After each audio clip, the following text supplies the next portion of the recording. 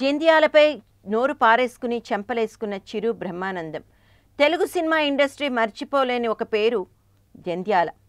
ఆరోగ్యకరమైన హాస్యం అంటే ఏమిటో చూపించిన దర్శకుడు.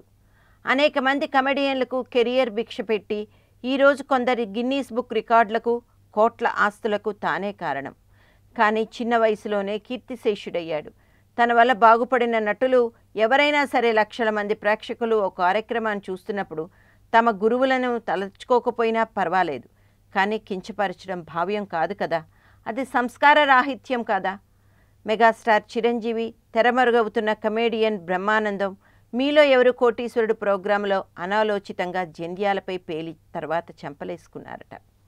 మొన్న 2వ తారీఖున మీలో ఎవరు కోటీశ్వరుడు ప్రోగ్రాంలో బ్రహ్మానందం అతిథి. అసలు ఈ ప్రోగ్రాంలో అతిథులు వీళ్లకు ముందే స్క్రిప్ట్ ఇవ్వడం, దాన్ని బట్టి రన్ చేయడం, వాళ్ళు చిరంజీవిని పొగడడం, చిరంజీవిని వాళ్ళ సహృదయాన్ని అభినందించడం. కొద్ది రోజులుగా ఇది ఎక్కువైపోయింది. ఎంతసేపు బ్రహ్మానందం తన మాటల చేష్టలతో చిరంజీవి మొప్పు పొందడం కోసమే ప్రయత్నించాడు. అంతా కృత్రిమమైన షో. సరే, అందులో హాస్య సినిమాల ప్రస్తావన వచ్చినప్పుడు జంధ్యాల విపరీతంగా తాగడం వల్ల చనిపోయాడని ప్రస్తావించారు. బ్రహ్మానందం అయితే జంధ్యాల తాగిన తర్వాత ఎలా వ్యవహరించేవాడు, ఎలా తాగేవాడు వంటి అంశాలపై దాదాపు 4-5 నిమిషాలు ఎకరవు పెట్టాడు. మరణించిన ఓ దర్శకుడిని వీర తాగుబోతుగా ఇప్పుడు చిత్రీకరించడం అవసరమా? అది టీవీ షో, దానికి వేదిక. పైగా జంధ్యాల లేకపోతే అసలు బ్రహ్మానందానికి కెరియర్ ఎక్కడిది?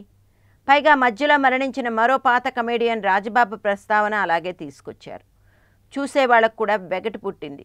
సహజంగానే ఈ షో చూస్తున్న జంధ్యాల సతీమణి రాణమ్మకు, 2 పిల్లకు కూడా కోపం వచ్చింది. ఆమె బ్రహ్మానందానికి గురుపత్ని.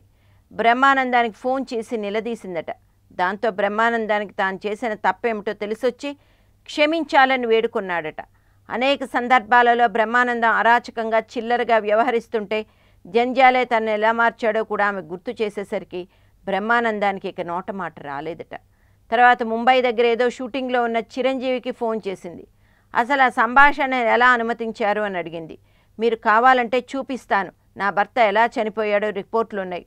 తీవ్రమైన మధుమేహం వల్లే మరణించాడే తప్ప తాగడం వల్ల కాలేయం దెబ్బతిని కాదు అని చెప్పింది.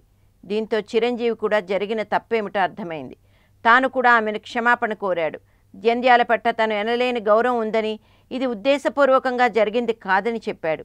అయితే లక్షల మంది ప్రేక్షకుల్లో జంధ్యాలను కించపరుస్తూ ఆల్రెడీ చిరు బ్రహ్మి వ్యాఖ్యలు చేరిపోయినందున అదే ప్రోగ్రాం ద్వారా ఇద్దరు బహిరంగ క్షమాపణ చెప్పాలని ఆమె కోరిక.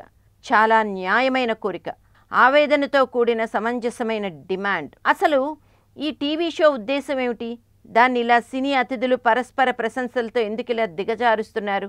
స్టార్ మా టీవీ యాజమాన్యమా? ఈ షో నిర్వాహకులు ఎప్పుడు రివ్యూ చూసుకోరా?